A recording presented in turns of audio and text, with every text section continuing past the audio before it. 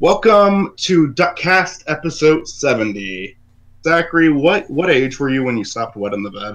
Oh, of 15 maybe, tops. Really? I don't know. I don't remember. I don't remember when I stopped. I just remember I did it too long. There was like health concerns with that because we had some family members who had the same issue. I did, or my family told me that to make me feel better. One of those two. But it stopped one day, and I was very proud of myself. Yeah. By the way, Happy New Year. Happy first episode of the new year. Let's hope this year's way better than the last few. I mean, goddamn. I won't say the last few because I've had some truly good years. 2017 was not good, but it wasn't specifically horrible either. There was just some stuff that was starting and then escalated in 2018. And 2018 was terrible from my end, at least. It was the worst year. It was the worst year of my life. I'm not exaggerating. I mean, like, it doesn't even have competition to the other years. 2018 just wasn't good. Yeah. I didn't like it. It wasn't a lot of bad stuff, but the good stuff outweighed the bad stuff. No, it was a miserable year, and I think that was the closest I ever was into being in an actual depression. I don't think I was depressed because I was able to get out of it. And I've started this year off great, and I have like 80 New Year's resolutions, and I'm 5 days in, but I'm staying true to them so far. I'm gonna put my phone on silent. Oh, I guess we should do a timer. Wow, that scared me. It's like 7:03, so we can end the show around like 8 or 8:03. Oh. What'd you say? 7:0? What did we say? 7:03. 7:03. I'll keep an eye on it because like I can. I'll write 7:01. I think we're 2 minutes in, right? I don't know. 7:01. Yeah. I can also just look at my computer screen though because I don't ever have it on full screen like you do when we record it. Yeah, you have to because you're recording. Well, I have my second monitor here, which has the time, but yeah. So yeah, like 2018. 2018 wasn't even good for like YouTube. DuckCast was the only thing I was consistent with. There was 2018. Like, you look over my channel. This is 100% the truth. Since I started YouTube, it was the first year I did not release a single scripted video. My dad's so loud. Yeah. You look at like both the Mackle Shadackle and Slate Side page, not one scripted video. I guess like there were some scripted review discussion videos on Slate Side, but I'm talking about like characters and story and stuff like that. Nothing from me. Not one. Not even a small 1 minute one. There was absolutely nothing, and I hate that.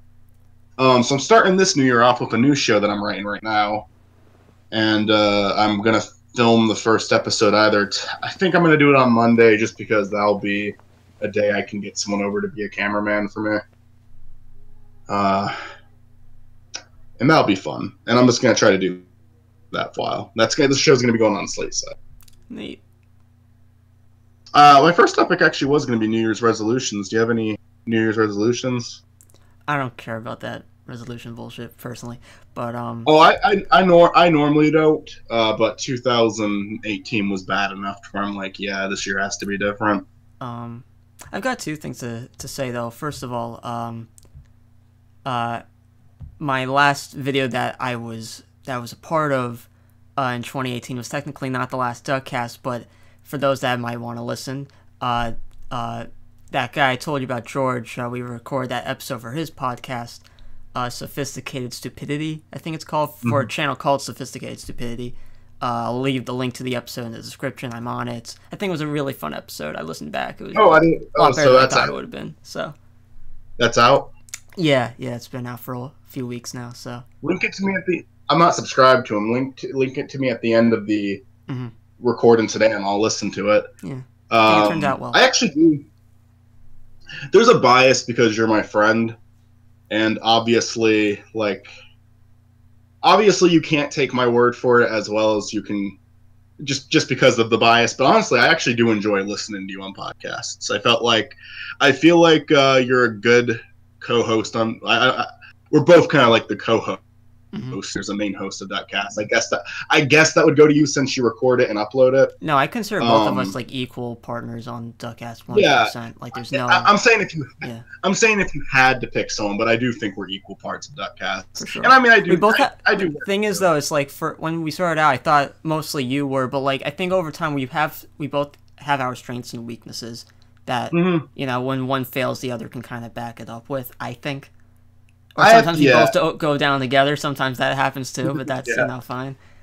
And I at the very least get the guests on most of the time. I think we got Teddy, and was it just Teddy? I got Chris, Sora. I could also get that's right. I could get George, and if it's possible, like he has a co-host, which I didn't even know, but he has a co-host on his podcast, his friend Camilo. So if we do a Sophisticated Stupidity and DuckCast collab, that's a possibility. That would be the second crossover. That'd be the second crossover episode we do. Yeah, the first podcast doesn't even exist anymore because Chris and Olivia, like, what the heck? I think that you, Chris, and Olivia are three friends of mine who do podcasts that I like legitimately enjoy. Even though Chris and Olivia, every episode's a new podcast. They really still have podcasts. It's just under a new name every time. I don't understand why. Like, it's fine the way it was. Like the first one. That they are. Well, I think that they're. I think that they're just very nitpicky with their own stuff, and they like listen back to something they did, and they're like, "Oh, this could be better. Let's start from scratch." I know a lot of people who do that, and to an extent, I'm someone who did that because I have Bemis 100, then Bemis and Company. No, but that's a whole other channel, though. I'm talking about like it's a podcast. Like the only thing that changes, like only thing you might not like, is the title and the thumbnails. Which, you know, that one podcast with the illustrations, I don't know if they did with the more recent one, but like that one podcast, I forgot the name of it, but had that one side with the chibi figures. Like, did they not like that? If not, you could have still kept the same name of the podcast, changed the style. Every time they rename the podcast, they keep that chibi style. They like that stuff, and I like it too. I think it's cute. I was very happy when they drew me. Like, I just saw like a little chibi version of myself in that. I don't know. That's fun. I like seeing people draw me. I never got to see the one with me and you because that episode doesn't exist anymore. Yeah. I never got to hear it back on it. And I completely forgot what we said in that video entirely. I don't remember. I'm sure it was great though. What the heck? It was probably good. But yeah, I can listen to you in a podcast. I have some friends that who've done podcasts before where I can't get into it. And it might just be my short attention span, but like that's like how I'm kind of like that's how I'm kind of justifying actually saying that you, Chris, and Olivia have a good podcast. Jeremy does podcast like stuff too, but he doesn't have like a personal podcast. He does one. His podcast is like talking about what Netflix shows are coming out and what's coming to Hulu, what's being taken off of Netflix, and I just can't listen to it. Like, that's just not for me. But if he did like a podcast that was more shooting the shit, then maybe I could do a Jeremy podcast. Yeah, I don't know. Having a good time. Yeah. But yeah, like you, Chris, and Olivia actually make podcasts I find very enjoyable. Yeah. Does Jeremy still do videos with just a black screen? No, nothing. No visuals. Yeah. Jeremy might actually Jeremy. I think out of all who listen to DuckCast on the occasion, Jeremy is the most likely to watch one because he's the one who comments the most. So yeah, I guess I'll say this just with that in mind. I do dislike that he does his videos like that. Because I think sometimes he actually has something to say and his reviews can be enjoyable, but he just releases so many of them at once. Like, it floods my subscription box, and then it's just this black screen. I think that he should do some editing on this. I feel like with a platform on YouTube, like if you're gonna do just audio only, you shouldn't go for YouTube. But like, just even if you put up a picture, just as like starting out with, for me with the Ziff Pod, like I showed you two looped things that I would like for the background, you know. Some royalty free video stuff that look pretty to look at, like not still images, just like floating, nice, peaceful, calming visuals, something, you know. So, Jeremy, listening to this, take that as a minor critique. maybe put something on your screen while you talk. Like a penis. But I mean, I do watch his videos occasionally. His videos can be enjoyable. It's just they're not really videos; they're audio files uploaded to YouTube. Yeah. And I agree with you. If it's going to be on YouTube, you should probably have some sort of visual medium. But he does it's not like he doesn't do anything with visuals, because he actually does make little short films and documentaries. I'm just saying for that one, format. Yeah, the reviews is the main thing he's putting on his channel, though. And I think that they should have some... Or at the very least, like, whatever subject you're on, like, go into the editor, listen back, and when you're on a certain topic, you show an image relating to that topic, like most reviews do. You know? If you're talking about this one character, you show that character. You talk about this one scene, show the backdrop. Yeah. Find images online. I don't know. It doesn't have to be anything super complex at it. I mean, and at the same time, I'll give Jeremy this. He actually does put stuff out. Like, he's very consistent with it. And I don't know. If he's having fun doing it, then it's just a suggestion. I think I would be watching your videos a lot more frequently if there was like visuals to go with them. And maybe a lot of other people would too.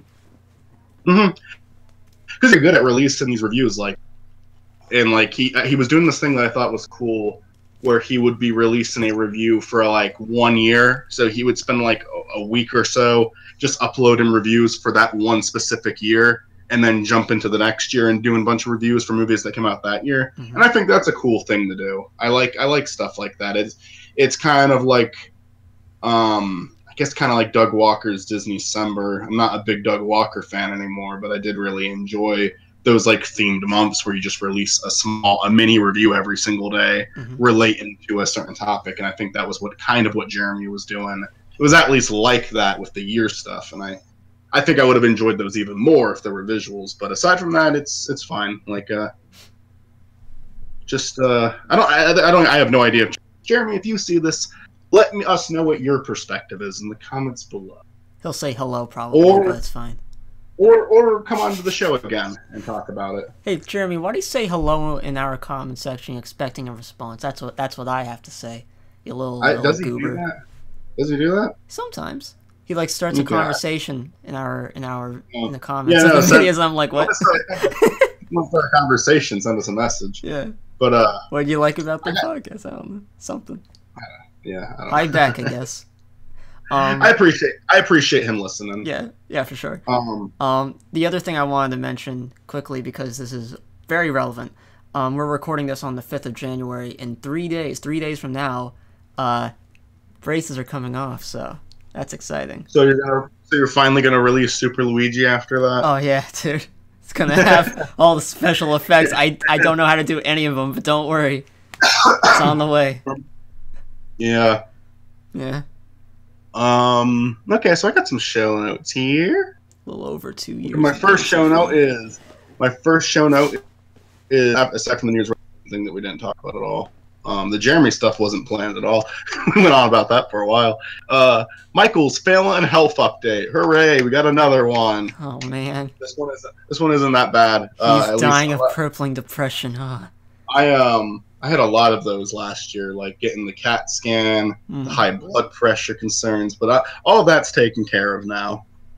All that's doing A-okay now, but I am coughing really bad, and I think I have some sort of infection because I took cough like cold medicine and like cough syrups for 2 weeks, and it hasn't gone away.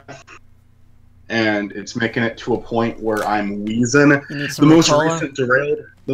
I've been taking those. I had a whole bag of those at work with me because it will calm it down a little bit. It's been pretty good today, but it has its ups and downs. When I woke up, I was miserable, and then just as the day went by, it's gotten better. But every morning, it goes back to being really bad again, I think. And like yesterday, especially wheezing. Like we were recording me and Gage recorded a new Derailed, which I'll announce what it's going to be in just a moment, because that's one of my show notes, what the Derailed is going to be on. I'm going to upload it either late tonight or early tomorrow morning. I don't think it really matters because it's not going to get a lot of views regardless. It's just for fun. I don't think it's like that bad. I'm not coughing throughout the whole podcast. If I was, I wouldn't release it because That's why there's rarely any episodes. I normally record. I think I recorded like 10 this year, and in 2018, and 3 of them went up because 7 of them I hated because there was audio issues, or I just didn't think it was interesting enough. Because I do have standards of Derailed, and that's why they don't come out too often. But I was like, every time I laughed, I started wheezing, like, and then I would cough, and it's a bad cough. That's all I'll say.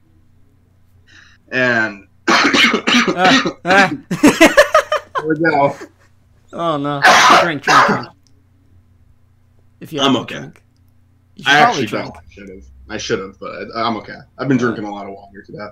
But yeah, it's bad, and I have a doctor's appointment. But hope I'm not dying. One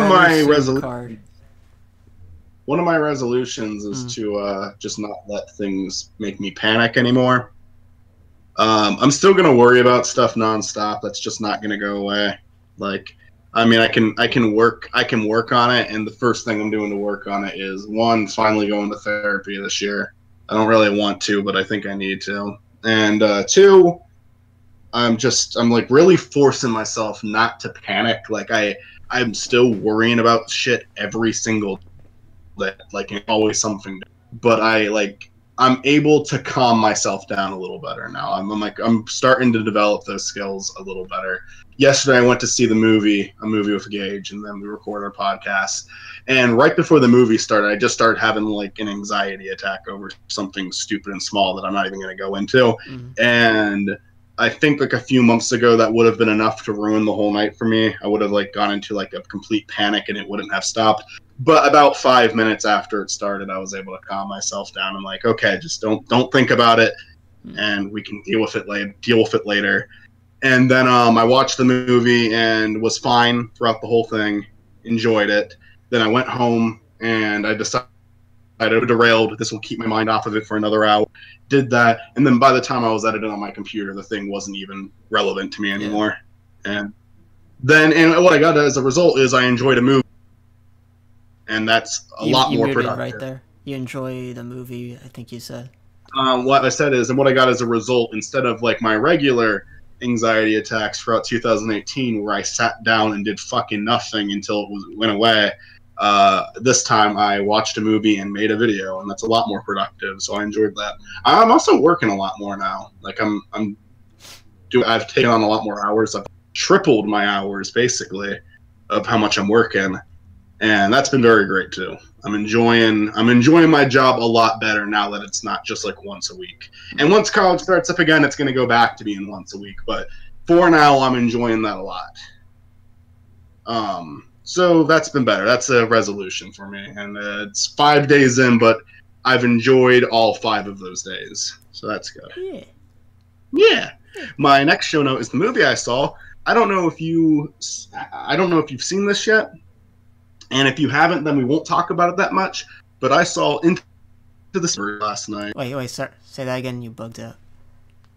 I don't know if you've seen this, and if you haven't, then we won't talk about it anymore. But, what? No, you just cut off at the movie's name, like just one. Oh, okay. Movie. I saw Into the Spider-Verse. Did you see that yet? Oh, I really want to. I heard it was good. Dude, I'll save it for my podcast because I don't want to spoil anything for you. My opinion on it is, when I went to see it, I was like, okay, the animation is very cool. I actually want it to win Best Animated Picture over Isle of Dogs. And that's saying something big for me. I think it is the best superhero movie I've ever seen, even better than The Dark Knight. Wow. I fucking loved it. There's one stupid fucking part where something sad happens like 30 minutes into the movie, and they start playing this stupid fucking song as it shows this montage, and you'll know exactly what I'm talking about when you see it. It's so dumb, it's so out of place, completely took me out of it. I was almost laughing at it because of how corny and horrible it was, and then it doesn't do that again. And actually, it does do it a second time, but the second time's even shorter. And it didn't. It's a 9 out of 10 for me. I thought it was fucking. Is it bearable? I laughed a lot. I laughed a lot, and I I wasn't really laughing too much at the Peter Porker character. That was kind of like the for the kids. main comic relief. Really, those like the noir, the Nicolas Cage noir one, the anime girl, a Penny Parker, and then Peter Porker were not in a lot of it. They come in like I think more than halfway through the film. Mm-hmm. Inserts into a few small things, but they're all enjoyable. I really they're just so interesting to see like that team up with like all those. They look so weird inserted into the movie, but it's so cool at the same time. Yeah. The post-credit scene is hilarious. I would recommend sitting through it, staying through the credits to see that. And the Stan Lee cameo was like, it's so perfect that part of me almost suspects that they used an old audience for it, because it's such a touching moment. Like, it's such a good cameo from him, and it almost feels like it was altered because of his death, but I don't know that for sure. And honestly, I would be able to doubt that, considering it's an animated film and it would be hard to redo something like that. Mm-hmm. But it's such a good, I know it's not his final cameo. That's probably going to be, no, he's filmed like 5 or something, they said, so it's like way after the 4th Avengers. Yeah. Isn't it going to be Infinity, like Endgame is going to be his final cameo? No, I mean, they could possibly save everything that he did after Endgame for like this next Spider-Man movie or whatnot, for like exclusive, never before seen footage type stuff, or they could keep him in those future films. Mm-hmm. I don't know, but I don't think that I think whatever cameo he filmed last should absolutely be his final cameo. They should not put Stan Lee in the movies after that, I don't think. Yeah. I don't know. Someone can if you want to disagree, or someone has a good that, I think that's disrespectful. It won't make his like technical final cameo in whatever movie he did it for, whatever. But at least the more official one, being Endgame, would be nice. Mm-hmm. I agree.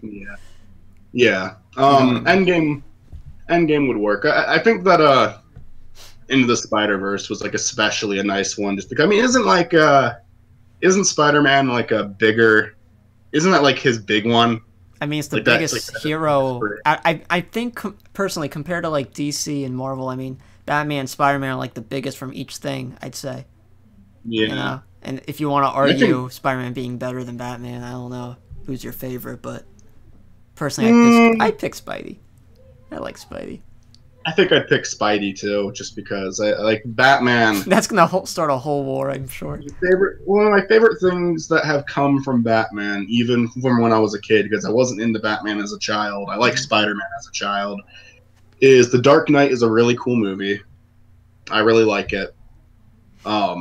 And the Batman from the Lego movie was really fun. I think what a lot of people, I think with like each hero, with each hero, it's not only that like they're very memorable characters, but like most people remember like most of the villains from each hero. Honestly, I watched a lot of the Batman and Spider-Man shows as a kid. I remember a lot of each villains. They're all memorable. They're all great. It's not like you remember Iron Man's Ironmonger or anything. No one remembers that. But you remember the Riddler. You remember Two-Face. There's some really cool things with Spider-Verse where, the universe that the film takes place in isn't the main one that everyone knows. So you get different renditions of famous villains. And there's these characters that you have no idea that they're supposed to be that villain until they do something that like reveals it, and then like you get, but it's not just like something that's done like in a subtle way. Like they fucking come, like basically the costumes put on when they do it, but it's a different person. It's a different person who turned out to be that villain in this universe. And they do it with a few characters, and it's really cool. They have different designs for some of the villains. Kingpin was a very interesting villain design for this movie. He was the main one. Really? And they don't... What? He's the main villain. Yeah. Oh yeah, by far. They kind of rush through his backstory because he's not the central focus. They have a lot of villains in the movie. None of them none of them get like especially a lot of screen time. It's not really about them. It's mainly just about Peter Parker and Miles Morales. Morales. Yeah, I forgot his last name for a minute. I was even saying it on the Derailed that Engage did, and I finished editing the Derailed, and I'm happy with it. And it's funny because episode 6 of Derailed was Spider-Man: Homecoming, and we did it right after seeing the movie in theaters, so like made that episode or anything. And now that was 2017 when that came out. Now we are in 2019 with Into the Spider-Verse being episode 10. Mm-hmm. So there were 3 episodes within a year in between those two. Mm-hmm. Very rare podcast, even more rare than Metal Mouth. Yeah. Well, Metal Mouth is over now. Yeah, now it is over. It's super rare. But I would like to at least do 10 in 2019. I don't want to ever say it's going to be a consistent show because I record an episode and I'm like, this is boring. Mm-hmm. I don't want to put it up. DuckCast, I'm okay if there being a iffy episode here and there. Yeah. Because it's just a buddy shoot the shit podcast. Derailed, we're talking about, you know, we're trying to dive into film and make jokes and keep it like very entertaining. And if you ever need me to like fill in like a spot where there's like you haven't uploaded an episode in a while, like get me on for a topic that you think we could both talk about a lot. Oh, there was that happened once this year, and then the timing was just, it wasn't good, so we didn't do it. I wanted to do Better Call Saul a few, but maybe we can do that next. I think next season's going to be the last one. Mm-hmm. So maybe me and you can do that one together. Yeah. Yeah, you've been on one episode of Derailed. You're very easy because the artwork's already done for you. Mm-hmm. I don't have to draw a new face. And although I might want to update those soonish. Me, you, and Chris got to do the Oscars again. That's February 24th. Ooh, okay. I was trying to remember the date, and I almost said February 29th, and I think we both knew what the problem with that would be. Wait, February what again? Because I know that by somewhere near the end of February, my cousin's wedding is happening. So I don't know. I don't know if it's going to be on that day or not. I don't know. Yeah, February 24th. That's important. If you couldn't be there for it, but we got to do it live. Like, there's no other way to do it. If I can't be there, you'll just do it with Chris. But I'll probably get a third. I'll probably get a third guy on still. Maybe Tariq could come on, but I don't know though, because it needs to be someone who actually watches the movie. Tariq is really good at talking about movies, but he doesn't like. But again, you don't watch all the movies either. Me and Chris saw a good handful. Chris saw the most of them because I think Chris. A movie that I really wanted to see that came out, I think Christmas, that Steve Carell one, Welcome to Marwen. Yeah, it came out on the 21st for us. Oh, 21st. I want to see that possibly tomorrow. I think it looks really cool. Another part of me thinks it's Oscar bait and it's not going to be that great. But I want to see it just to see if it is or not, you know. Oh yeah, the animation looks kind of cool though, and I think it'll be worth it. You know what? I'm more interested in like the character's like story going on, like him having this whole law case against these guys who beat him up and stuff. He's like you know, like compared to like Michael Scott, like this more serious character. I want to like get into more Steve Carell work, you know. Whoa. Oh. Got a 30% on Rotten Tomatoes. Wait, critic score or audience score? Critic score. There's a show called there's this show called The Orville by Seth MacFarlane, which is like an homage to Star Trek. Critic score is terrible, but the audiences love it, and it's actually a good show. I haven't seen most of it, but what I've seen is pretty great. I'll look at it, but IMDb is that sucks. I was excited for that one. IMDb is mainly user based. Mm-hmm. People can spam it. That's the only problem. But it is a 5.7 out of 10. Oh man, I'll see. Let me look at Rotten Tomatoes. I mean, what's Mary Poppins? I heard that was a lot worse. The audience score on Rotten Tomatoes is 56%. You want me to look at Mary Poppins? Yeah.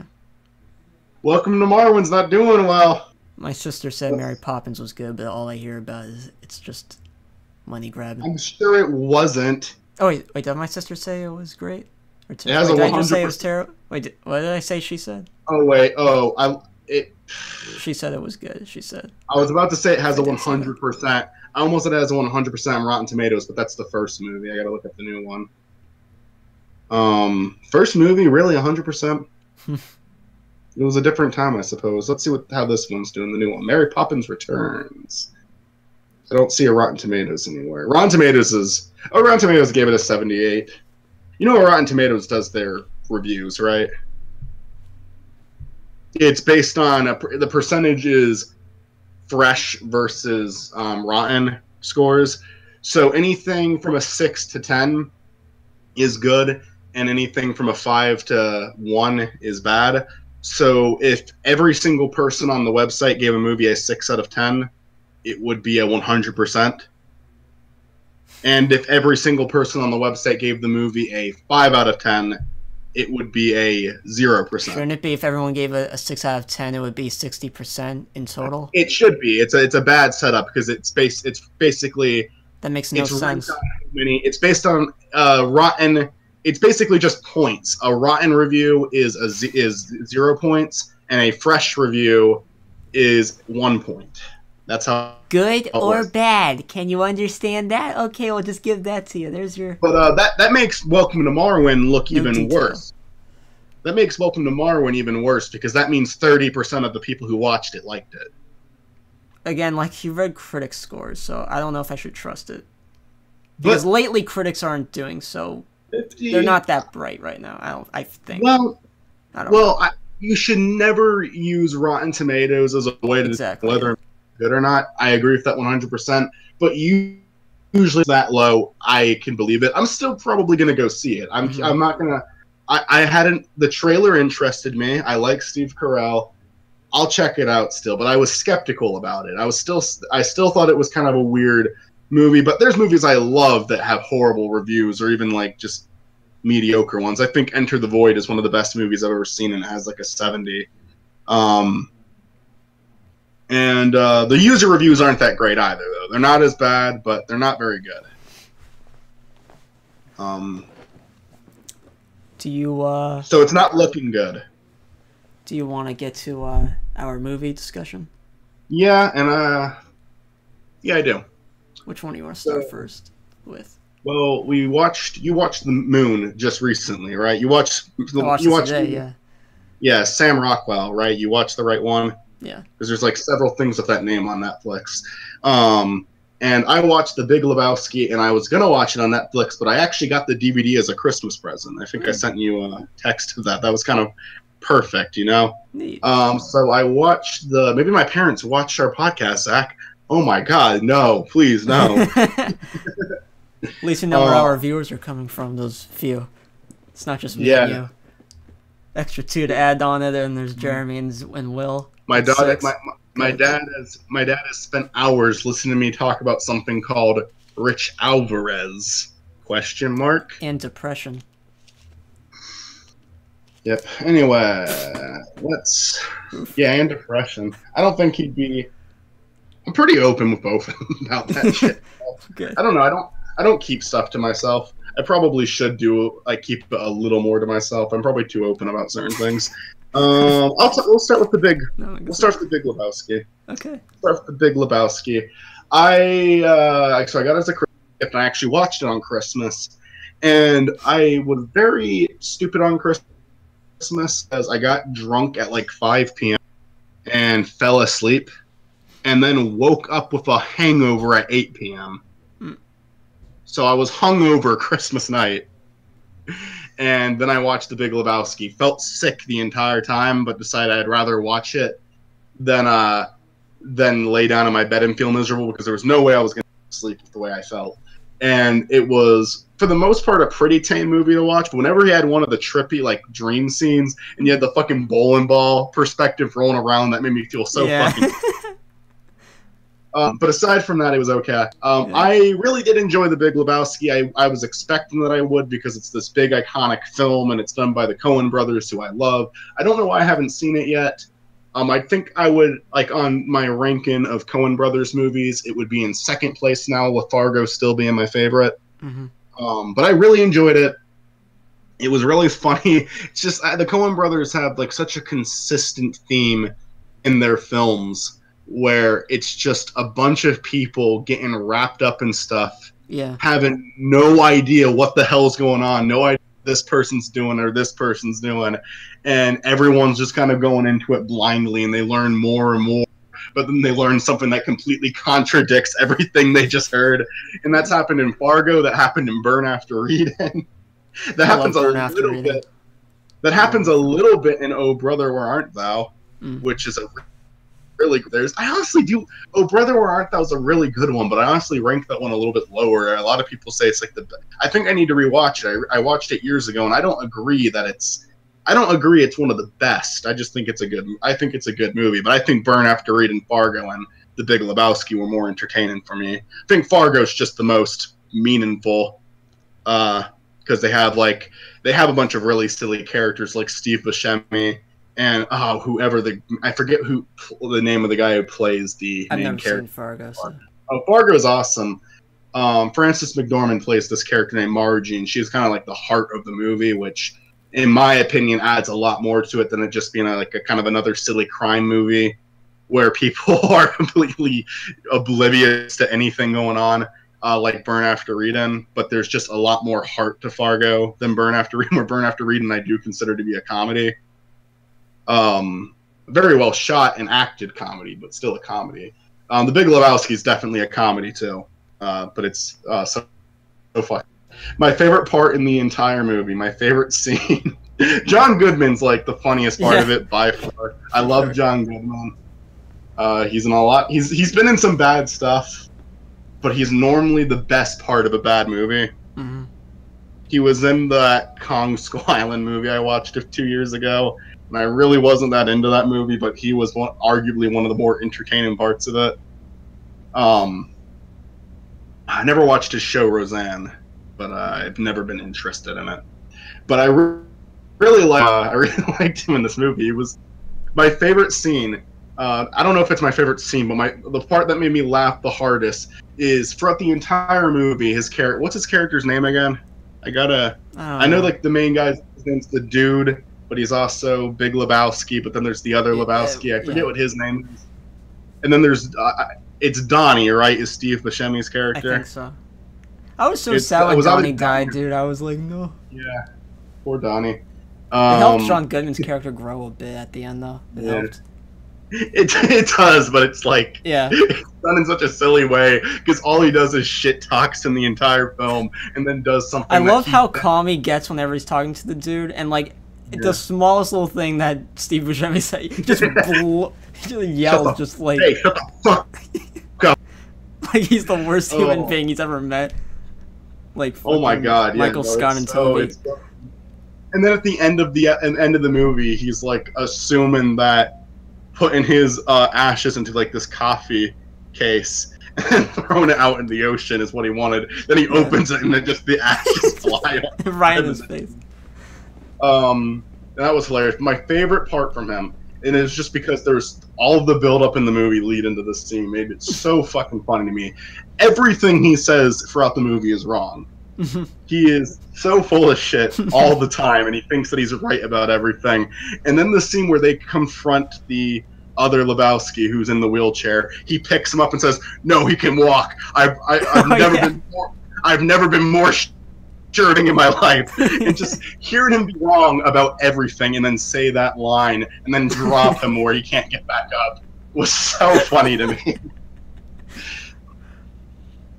I love when he's trying to like argue with the dude that he is Jewish even though he's not. He's just Jewish by marriage, and like a marriage that he got divorced from, so he's like I don't know why he's trying to it's like Randy from I think Randy from South Park when he like learns that he's like part whatever, like Indian or something, and he's like, these are my people or something. It's just like that. It's so good. Yeah. Oh yeah, no, that was really funny. That was and then he like gets really angry when he calls them on the holiday that he has no reason to celebrate.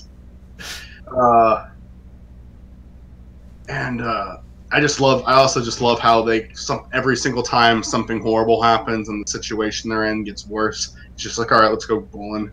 Yeah. Let's go bowling and figure this out. And then Steve Buscemi's in there, Donnie's in there, only listening to like 3 words of their sent conversation as he's just sitting there, and he comes over and says, oh, what was that? Like, after listening. I know people like that too, where they don't listen to a conversation, but they hear like 1 or 2 keywords and then basically ask to repeat the whole thing. Donnie, I really like Donnie. He was a very innocent character. Yeah, very. This very complex story, because he wasn't very observant. I really like this is an iconic scene. This is a scene I saw many times before seeing the movie, which is the scene at the bowling alley where the one guy supposedly steps over the line, and then John Goodman pulls a gun out. I don't think I've ever seen any clip from the movie until I saw it, the film, actually. I had friends that would just show me that one part. A friend of mine, my friend Alec, this was years ago when I first started hanging out with the guy, he actually wrote a scene that was just which was just a parody of that scene where he pulls the gun out. We never made it, obviously, but it was kind of funny. But I didn't know the movie. I didn't see the movie at that point, and then years later I finally do. So, hey Alec, if you still want to do that, I'll do it.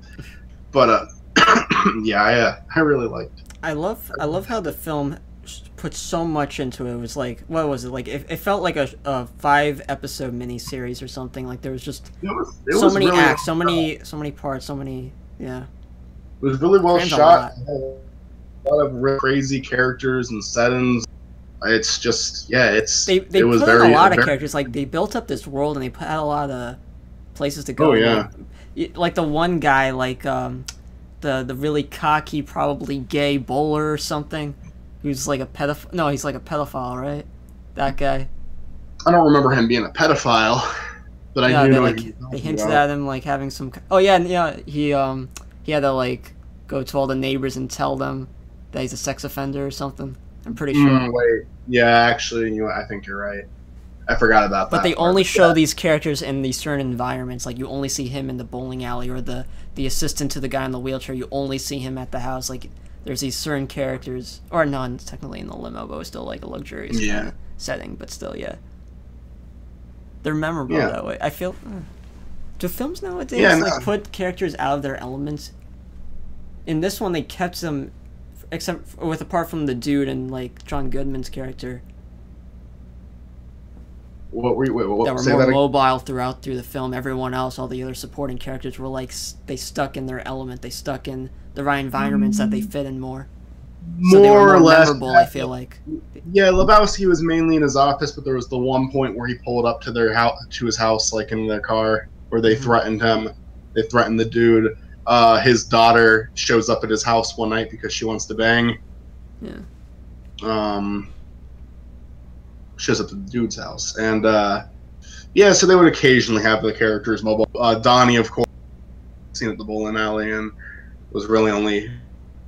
I think the only part where he was the parking lot. So yeah, there is actually that's an interesting observation there. You might be onto something with that. Maybe that's very much intentional.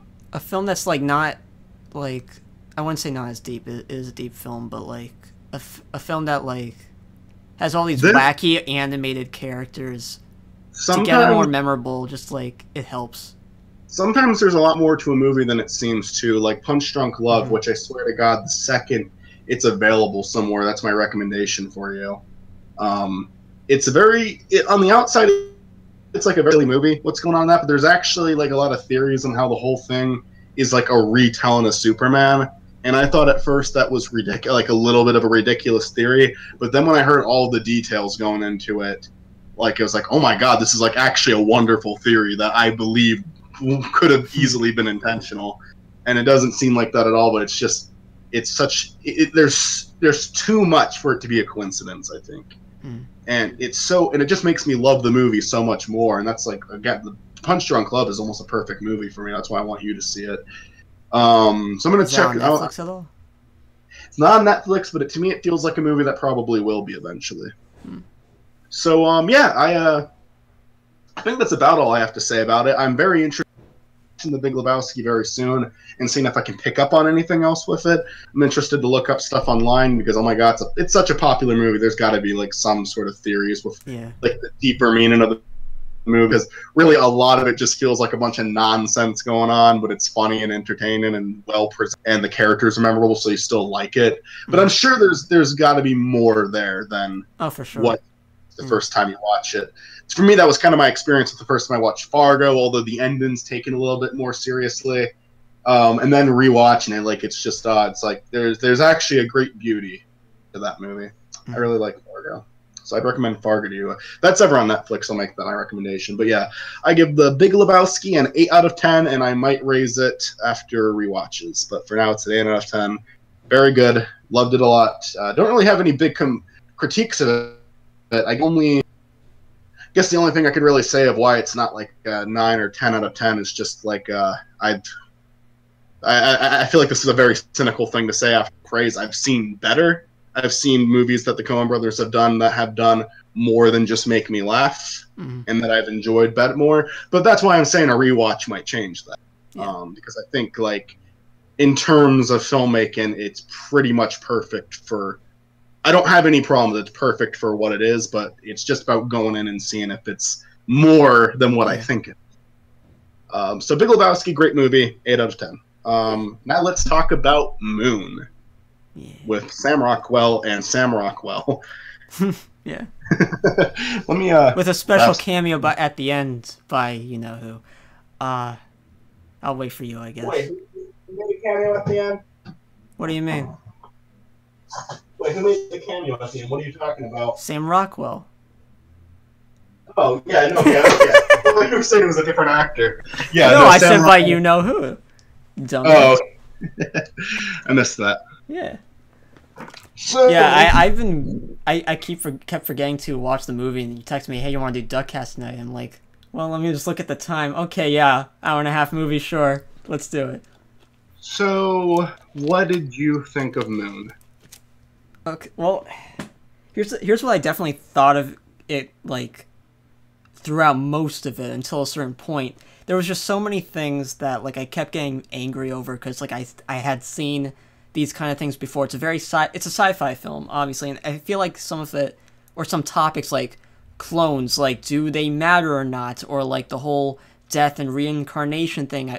I've seen these things in Doctor Who before. I thought of certain episodes from the show that I can pinpoint from this. Technically, this was done before those episodes, so maybe they got inspiration from Moon. I don't know.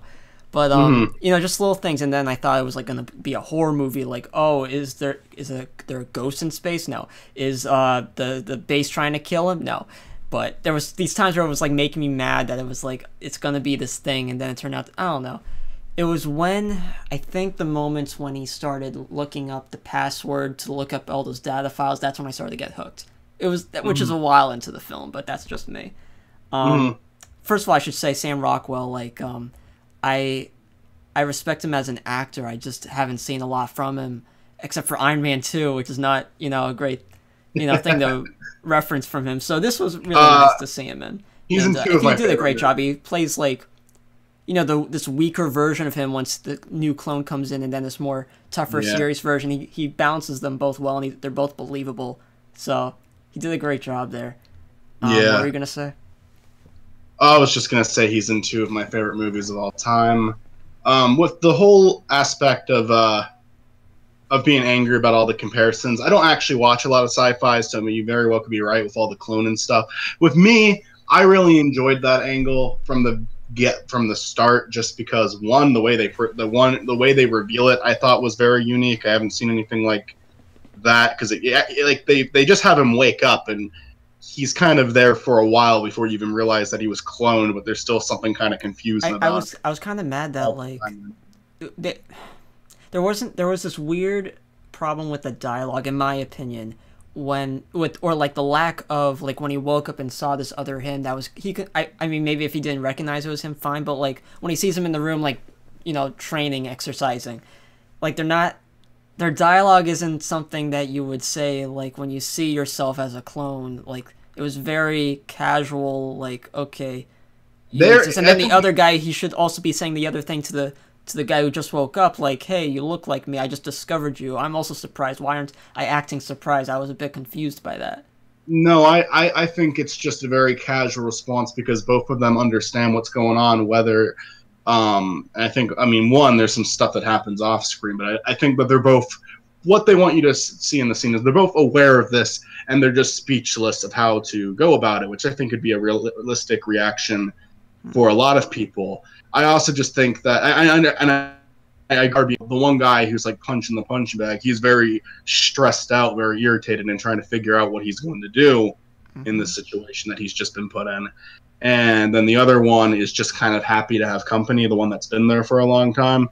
Okay, he's happy that someone else is there because you can see that he's kind of fucking losing his mind, being at this place by himself with no one but Gertie.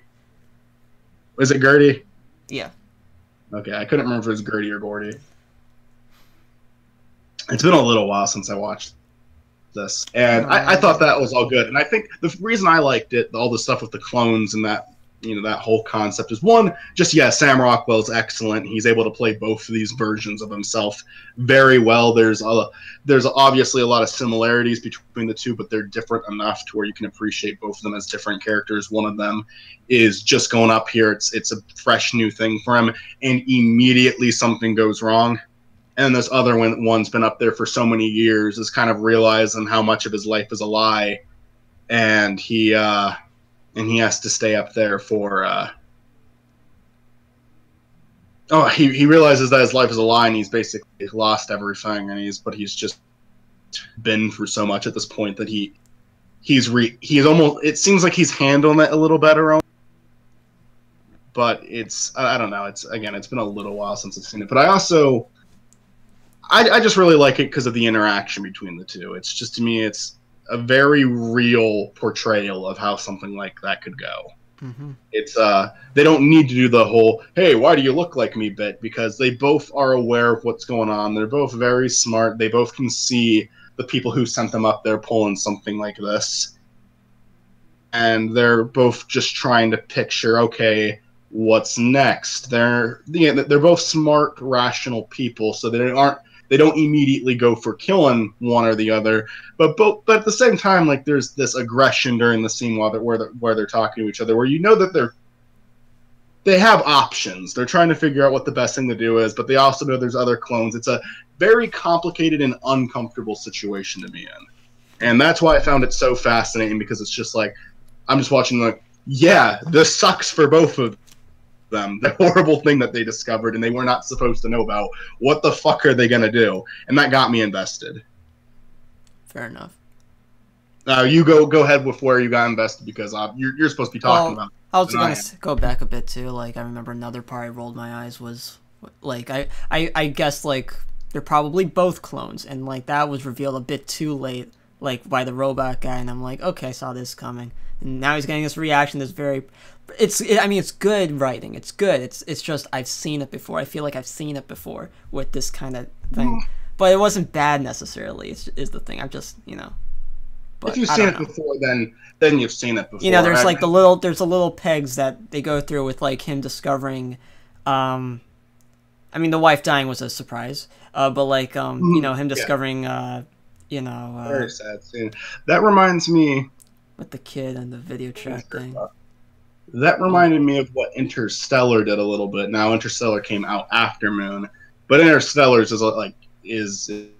really too. But it's just, yeah, like, watching this footage, realizing a lot more time has passed than you thought.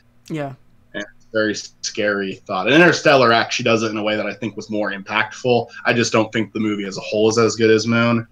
It's just that, like, with the idea of, like, clones involved, it's like, okay, there's the question of, do they matter or not, and then, like, the predictable thought, it would be like, okay, so imagine, like, they don't even have a family anymore either, like, that's taken away, so they have nothing. That idea. Mm-hmm. And it's like, that's a bit predictable, I felt. But it's not bad, again, like, it's just, I saw it coming. I saw that plot coming. I saw he was going to have an emotional breakdown from that. I saw that coming. But it wasn't bad. Yeah. yeah, I don't know. It's It wasn't a terrible film. It was just it was okay. I so I'd still say 7 out of 10, but you know, okay. maybe 6. Anything else? I Yeah, really 7. like. 7. I think. Well, I mean, I think there's a lot of good qualities to it. Aside from, I really like the writing, but if it's not for you, it's not for you. That's fine. But I mean, I also think it's a very well shot film. I think it's very practical. The You know, split Gerd. screens, they did a really good job with like that ping pong scene. My God, that how Yeah. they did. I don't know. And then the scene when like Yeah, it's very he's interesting. what he was like brushing his hair at one point. You could tell like the arm was fake, but for a moment or like a few moments, like it looked like it was actually his arm or something. But it was clearly like Yeah. this green screen thing. I don't know. Or not clearly, There, but there, I just really appreciate how practical a lot of the movie is too, because you know you have these really cool sets built for the movie, and it's repetitive. You're kind of staying in one place. That's why they were able to make the set so great. But you know, Gertie's really there. You have all this technology, and it's just. I like that it's all real. I like that Gertie isn't a CGI robot. I like that it's just everything that you're seeing is actually there. Nowadays they would have made him CGI for sure. Like, oh yeah, I really liked Gertie. I think it's a bummer that he's voiced by Kevin Spacey. oh, is he? Yeah. You don't like Kevin Spacey? Well, I don't really have much of an opinion on him personally, but Do you know what Kevin Spacey did? no. Oh yeah, he sexually assaulted a child. Oh. That blew up like a year ago. I'm amazed you haven't heard this. Wow. Yeah, he Yikes. sexually abused a kid, and I used to. You know, he is a great actor. Like, I'm not going to say that he Oh, isn't. wait. I'm thinking of Kevin Bacon. Yeah, no, Kevin not Spacey. Kevin Yeah, Bacon. of course I've heard about that. Sorry. Of course. That's Kevin Spacey. No, yeah, it's Kevin Spacey, and I really love Kevin Spacey's older movies still. I'm not gonna hold the movie accountable for not knowing, because it's not Kevin Spacey's movie, it's the director's movie. And I'm never gonna hold, like, I can still say I like The Usual Suspects. I don't know if I can watch that one again, but I can still say I like the movie. And I don't feel bad having supported it, because I wasn't supporting Kevin Spacey or intending to. I was supporting the director who made the movie, and they didn't know about that. If any new movie is Kevin Spacey, then I think it's bad to support it. But yeah, like what? Okay, I guess I'm talking too loud. Okay. All right. I wasn't talking that loud. It's fine. But oh god, I'm losing my train of thought now because of that. Yeah, it is a distraction though, seeing him and stuff now, because he was a great actor. He was an awesome actor, but he's a fucking awful human being, and it's distracting. The last movie I saw him in before the shit came out was Baby Driver. And that going back to what's the robot's name again? Gertie. Gertie. I thought Gertie was a very likable character. Oh my god. For me, like I wasn't sure if he was like a good character or not. Like not good like general, like if he was well written, but like good as in like helping, like a peaceful character or not. Because I thought he was out to kill the guy so many different times, and then I thought he wasn't, and I thought he was until the very end of the movie. And it's just with this smile face, I can never trust that. You never can trust that in a horror movie. That stupid smile face with the emotion changing. Even the Doctor Who episode did that. I mean, like this. I'm here to help you. Like that creepy voice too. Like how can you trust that? Come on now. It's a. I couldn't know. It's a automated voice, but Yeah. so it's always like you can't get tone with an automated voice.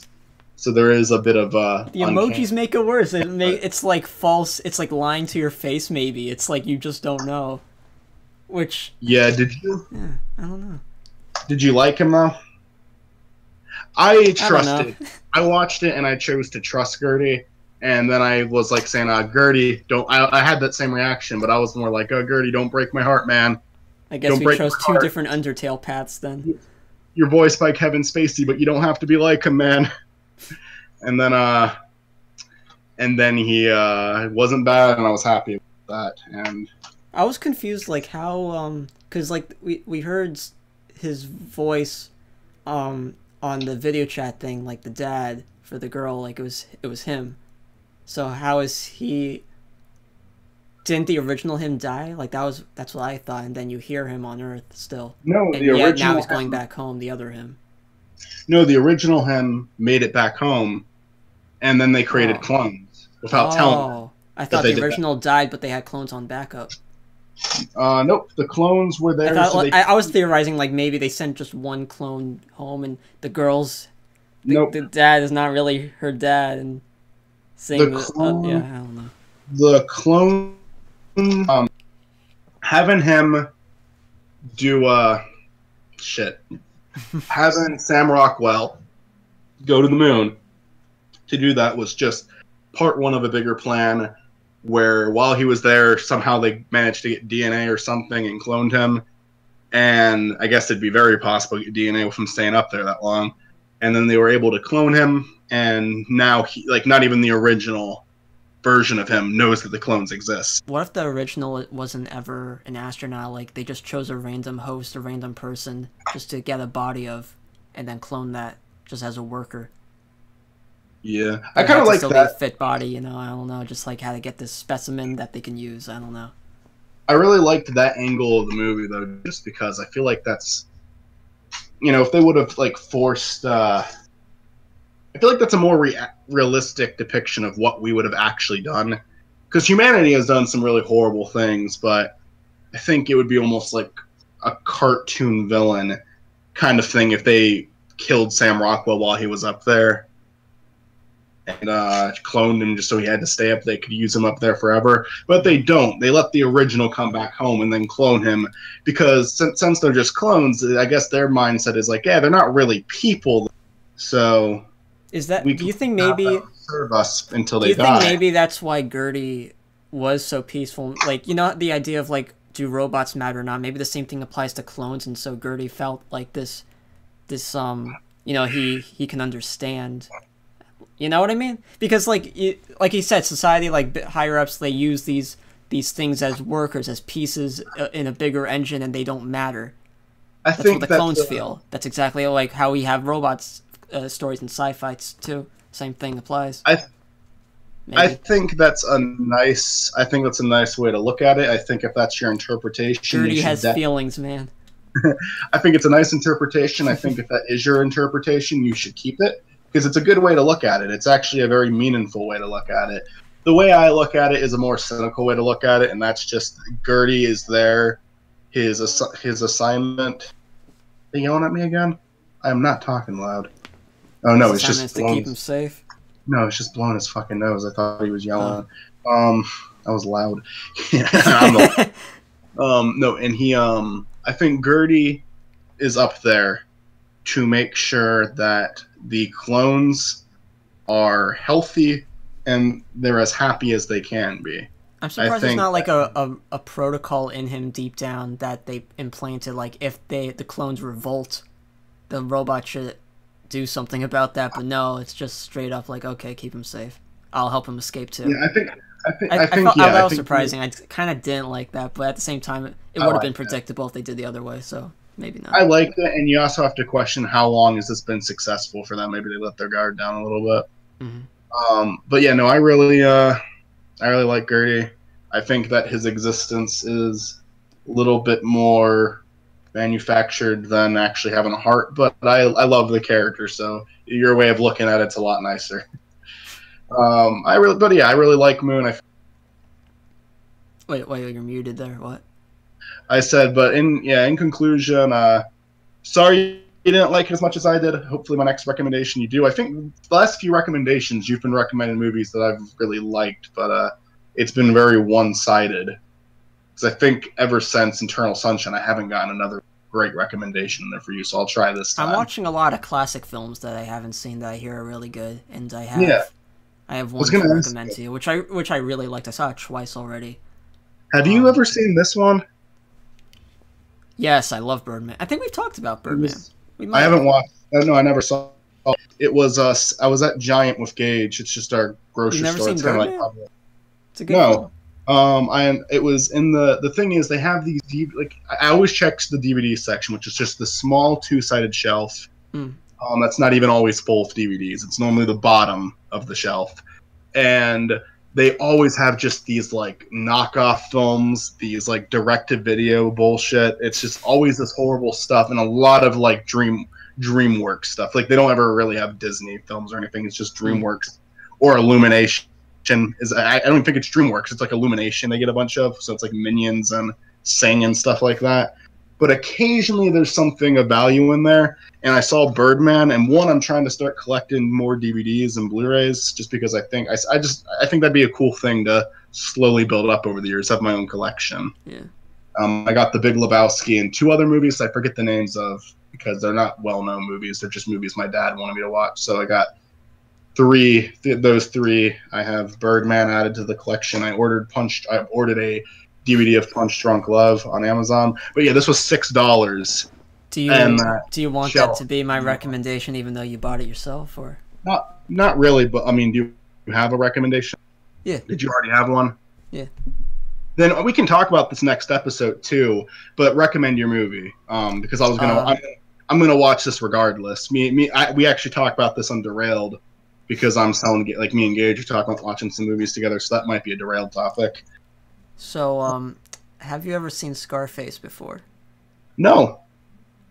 It's really good. It's really, really good. I put it off for so many years. I even had a friend in high school who was a huge fan of it. Didn't really care for it. The Say Hello to My Little Friend movie, whatever, mafia movie or whatever, but like, yeah, it's I mean, like, like Vince Gilligan from Breaking Bad, like he got inspiration to do Breaking Bad from Scarface. So, and I definitely, when you watch this film, you'll see some things that you got inspiration for. I mean, like, yeah, well, Walter White watching Scarface with Walter Jr. in one of the episodes. Yeah, yeah, and also there's one or maybe 2. No, there's 2, I think, at minimum, maybe more people that you'll recognize from Breaking Bad in the film. One who's a main character that you'll recognize maybe right away, but you'll recognize him. It's pretty cool. Is it gonna be? Can I just guess? I'll guess one character, and if it's him, say yes. I just got yelled at again. I'm whisper talking right now. Okay. Is it Hector Salamanca? Hector. Wheelchair guy. He's not a main character. He's not that big of a role, but he's in it. Okay. He is in it. He's one of the older ones. So he looks so young in this film too. It's really weird. I would imagine. Scarface, but the other guy, like you'll know who it is. He's a lot younger, a lot thinner. You'll see. He's like the supporting character. He's like number 2 in the film. It's not Hank, is it? Because Hank seems too. No, yeah, Hank seems too young in Breaking Bad for that to be him. This character was in Breaking Bad, but not that much. But you'll recognize him. At least I hope you will. But I'd be surprised if you didn't. Huel? No. I just pictured fat character. All right, I'll stop guessing. I'll enjoy it. Film? My recommendation is Stupid Mario Brothers Legacy. Wow. Great movie. Great masterpiece. In your face, I've already seen it 10 times. Yeah. I actually have a Coen Brothers recommendation. I don't know if you've seen it. It's their newest movie on Netflix, The Ballad of Buster Scruggs. Have you seen it? Coen Brothers. That's good. Coen Brothers did a Netflix. Coen Brothers did The Ballad of Buster Scruggs. It is a Coen Brothers Netflix original. Oh. Yeah, that's an interesting thing for them to do. I'm into it. Neat. I've only seen I think the only 2 movies I've seen have Burn After Reading and Big Lebowski. So it's a good anthology movie. Like there's 5. I think there's 5 different stories in it. But I don't love every single one of them. But the good stuff is really good, and oh my god, the first one is so fucking funny. The first one I think is only 18 minutes long, but it's so funny. I loved it. So I think you'll get a good kick out of it. I'm actually gonna rewatch it too before it's very recent. It came out in 2018, near the end of the year too. But I'm gonna rewatch it, and I'll also watch Scarface for the next episode. And I guess after that one, I'll talk to 8-Bit again about coming on. Yeah. And if you want me to, I could always ask George and maybe his friend Camilo as well for that. Yeah. We'll figure that out. If we don't, then we'll find more movies to recommend for next episode. But cool. And thanks this for episode watching episode 70. And it's amazing how we made it to 70 already. That's a big number. Big boy number. It's a big. We've been doing it for a long time now. I mean, we started the show in 2015, I believe. Wow. Yeah. We'll be I think by either October or November, we'll be at 4 years of DuckCast. And each year, I think we put out a decent amount of episodes. There has not been a year where haven't put out any episodes at all, or like under a dozen. We have gaps, but I think gaps are good here and there. Yeah. It makes the show still exciting to do. Yeah. I've had fun. Thank you for doing 70 episodes with me, Zach. Fuck you.